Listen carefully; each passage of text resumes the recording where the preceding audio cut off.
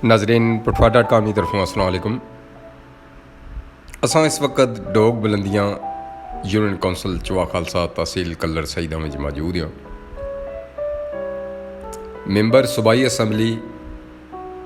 सूबाई पार्लिमानी secretary jail खाना जात राजा सगीर अहमद आफ मटोर उन्होंने एजाज़ आजी चौधरी अख्तर चौधरी जमशेद चौधरी तारक महमूद आंकांग ईद मिलन पार्टी ने एहतमाम किया ने जिसने विच दोस्तों अहबाब शिरकत की थी। राजे सगीर होरां नाल गलबात हुई है। उन्होंने सूबाई मेंबर बनने तो बाद पहला इंटरव्यू उन्होंने पटवा.com ने नाजरीन वास्ते कि वो PP7 जिसने भी तहसील कल्लर सईदा और तहसील काउटायन उसने वास्ते क्या आखने पे इंदा आने वाले वक्त उन्होंने क्या विजन है, इत्थे केड़े केड़े तरक्याती कम हो सन, केड़े के मनसूबे वो पाया तकमील तक पहुँच राजे और नाल गलबात की है। वो क्या आखने पे नाज़रीन तुसां की तकरीबन 2012 तो असां दसने शनीसियां पे कि राजा सगीर अहमद आफ मटोर जड़ा ना ग्रां है उस ग्रां नाले मशहूर है। बड़ी तगो दो ही ना की बड़ी दौड़ लाई है और ख़ास करी जी अवामी पजीराई सी उसना ही होया कि अल्लाह ताला बड़ी करमनवाजी की है।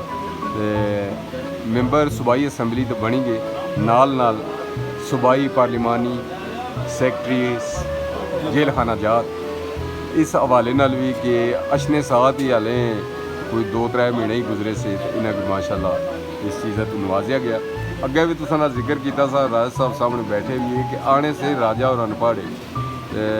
अनपढ़ ही ने यह सिलसिला होया कि इन्हें अपने 9-10 महीनों तो पहले ही फलाई जोड़े कम से जोड़े अवाम की इंतहाई मसाइल से उन्होंने पर इन्हें तवज्जो दी। खाली लाहौर बैठे नहीं हैं बल्कि उतों कुछ पीनी दे आए जोड़े अज अवाम उसने तो मुस्तफीद होने पे। अगले 4 साल भी इन्हों को पुछना नाल टच रहसी भी, लेकिन इन्हों को जो खास करी तहसील काउटा और तहसील कल्लर सईदा काउटे विच काफ़ी सारे कम होए भी है, हाले काफ़ी रहने भी है। कल्लर सईदा बहुत पसमानदा रहा है। पिछले दौर तकरीबन 10 साल दौर जो गुजरिया उसने बहुत सारे मसाइल इतने खड़े हुए गए।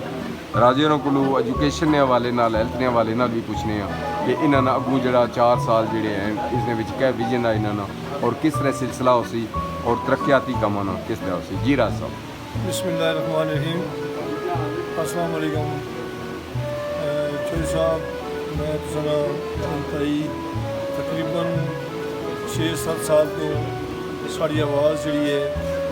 ये पूरे पाकिस्तान बल्कि दुनिया में साड़ी आवाज़ पहुँचाने लिए अल्लाह पाक की मेहरबानी मैं अपने हल्का PP7 तहसील कल्लर और तहसील कोटरे ने आवाम ना शुक्रगुजार हाँ जिन्होंने लोगों हमारा पर एतमाद किया, जिन्हें मिगी अज इस मकाम पर पहुँचाया। इंशाअल्लाह मैं हर वक्त उनकी याद रखना और याद रखना रहसा। यह मसला एजुकेशन वाला तो अर्ज की माड़ा जरा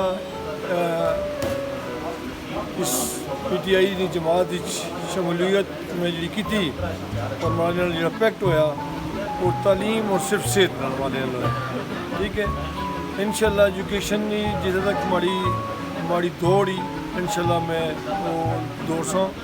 और इंशाअल्लाह मेरी उम्मीद है कि इंशाअल्लाह मैं कामयाब हो जाऊँ। महकमा सेहत ने वाले भी इंशाअल्लाह यास्मीन राशिद जी साड़ी मिनिस्टर ही उसने हमारी काफ़ी दफ़ा गलबात हो चुकी और इंशाअल्लाह मेरी उम्मीद है कि 100 बेड में अस्पताल है वो हमारा और मैंने वादा किया हुआ और ADP में बुआई गया कोटले वाला कलर वाला अस्पताल भी तकरीबन 60 बेड ना वो भी बेहतर इंशाअल्लाह चलना पाया और मज़ीद साड़ी कोशिश ही इस यूनियन कौंसल को नया जिसने भी कोई डिस्पेंसरी कोई नहीं कोई अस्पताल कोई नहीं मैं वो भी अस्पताल या मैं लिखाया हुआ ADP होया इस तो उठला यूनियन कौंसल ही उस समय अस्पताल ADP होया और लेडी ने 3 अस्पताल मौजूदा इंशाअल्लाह ये दो मैं हाई स्कूल जो मंजूर कराए एक बड़ी यूनियन कौंसल नाड़ी चना और एक तो गौर नाल कराया 2 स्कूल समोटा कोल जी समोट कोल जी ਤੇ 2 ਹਾਈ ਸਕੂਲ में कराई गई ਪਿੱਛੇ ਰਿਹਾ ਸੜਕਾਂ ਦਾ ਮਸਲਾ ਜਿਹੜਾ ਜੀ ਖਾਸ ਕਰੀ ਰਾਬਤਾ ਜਿਹੜੀਆਂ ਸਾਡੀਆਂ ਸੜਕਾਂ ਹੀ ਉਹਨਾਂ ਨੇ ਜਿਹੜੇ ਹਾਲਾਤ ਹੈ ਯਕੀਨ ਕਰੋ ਕਿ मिगी कुछ पुछने की ज़रूरत नहीं ना मिगी कुछ की मिगी कुछ आखने की किसी की ज़रूरत नहीं कि मिगी आखसी मैं कम कर सा मैं अपना पूरा इलाका एक एक ग्रां एक एक महल्ला एक एक सड़क में जानना जी इतनी अल्लाह पाक की मेहरबानी है हमारी दिन रात कोशिश ही कि मैं अपने इलाके ने कम करा मैं इंशाल्लाह लाहौर लेटना ना मैं कम करा सा अपने इलाके ने तो इंशाल्लाह अल्लाह पाक की मेहरबानी हमारी हुकूमत ही उसमें भी ये विजन आ कि जितने भी इलाके तरक्याती कम हो सकें उस पर जोर दो। ਕਾਫੀ ਸਾਰੀ ਵੋਟ ਇੱਥੇ ਹੁਣ ਤੁਸੀਂ ਟੋਪ ਬੁਲੰਦੀਆਂ ਵਿੱਚ ਬੈਠੇ ਹੋ ਦੁਆ ਖਾਲਸਾ ਵੀ ਮੇਰੇ ਖਿਆਲ ਹੁਣ ਜਿਸ ਤਰ੍ਹਾਂ ਤੁਸੀਂ ਅੱਗੇ ਆਖ ਹੀ ਛੋੜਿਆ ਕਿ ਤੁਸੀਂ ਕੋਈ ਦੱਸਣੇ ਦੀ ਲੋੜ ਹੀ ਨਹੀਂ ਹੈ ਤੁਸੀਂ ਤਕਰੀਬਨ ਮੇਰੇ ਖਿਆਲ ਨਾਲ ਹਰ ਹਫਤੇ ਵਿੱਚ ਨਹੀਂ ਬਲਕਿ ਰੋਜ਼ਾਨਾ ਨਾ ਤੁਸੀਂ ਟੱਲਦੇ ਹੋਣਾ ਕਿ ਹਰ ਗ੍ਰਾਮ ਵਿੱਚ ਜਾਣੇ ਹੋ ਹਰ ਮਹੱਲੇ ਵਿੱਚ ਜਾਣੇ ਹੋ ਦੋਸਤਾਂ ਸੰਗੀਆਂ ਮਿਲੇ ਹੋ ਉਹ MPA ਜਾਂ ਜਿਸ ਤਰ੍ਹਾਂ ਉਹ ਸਿਆਸਤ ਹੀ ਹੋਣਾ ਉਸ ਤਰ੍ਹਾਂ ਤੋਂ ਤੁਸੀਂ ਵਿੱਚ ਗੱਲ ਹੀ ਨਹੀਂ ਹੈ ਕਿ ਜਿੱਥੇ ਚਲੇ ਜਾਣੇ ਹੋ ਉੱਥੇ ਇਹ ਪਤਾ ਲੱਗਣਾ ਹੈ ਕਿ ਬਈ ਇੱਥੇ ਨਹੀਂ ਰਹਿਣੇ ਵਾਲੇ ਹੋ ਤੇ ਇਹ ਬੁਲੰਦੀਆਂ ਢੋਕਾ ਵੀ ਆਏ ਰੋਡਾਂ ਦੀ ਹਾਲਤ ਤੱਕ ਹੀ ਹੋ ਸੀ ਨੇ ਕਿ ਇਸ ਨੇ ਬੜੀ ਇਹਨਾਂ ਖਾਸ ਕਰੀ ਤੇ ਇਹ ਆਣੇ ਸੇ ਪਏ ਕਿ ਅਸਾਨੀ ਰੋਡ ਜਿਹੜੀ ਹੈ ਉਹ ਦੋ ਤਰਫਾ ਮਿਲੀ ਹੈ ਨੇ ਸੱਦੇ ਵਾਲੀ ਵੀ ਔਰ ਇਧਰੋਂ ਇਹ ਮਾਲੀ ਵਾਲੀ ਧਮਾਲੀ ਤੋਂ ਜਿਹੜੀ ਰੋਡ ਇਸ ਲਈ ਅਸਾਂ ਇਹ ਨਾ ਆਣੇ ਪਏ ਕਿ ਤੁਸੀਂ ਫੌਰਨ ਕਰੀ ਹੋਣੋ ਲੇਕਿਨ ਜਿਹੜੀ ਥੋੜੀਆਂ ਜ਼ਿਆਦਾ ਹਨ ਉਹਨਾਂ ਕੀ ਪਹਿਲੇ ਨਾਲ ਥੋੜੀਆਂ ਜਿੱਥੇ ਜ਼ਿਆਦਾ ਮੁਸ਼ਕਲਾਤ ਹੈ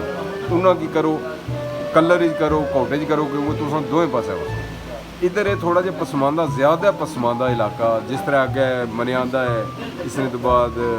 वालफ चौक ने अगे तुसां दा जिक्र होया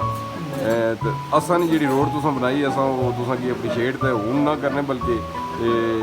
जिसलै वोटर आए सन तो फिर पता लग सी कि इंशाल्लाह जिहड़ी मेहरबानी जनाब टोटल जिहड़ा उसी इंतजाम तक इंशाल्लाह हो सी ते ओह पट्टी खलाक राणा भी आखिया सा कि उन्हां ने 500 मीटर ही है ओह करे जिसलै तुसां अगों नैक्सट बसो अगले बजट ते उस नाल भी थोड़ा 500 मीटर जिहड़ी है ओह ताकि तुसां ना भी हिस्सा पै जिहड़ा संगनी किला है उसने भी ताकि लोग उधर जान कुछ रोज़गार होण लोकां ने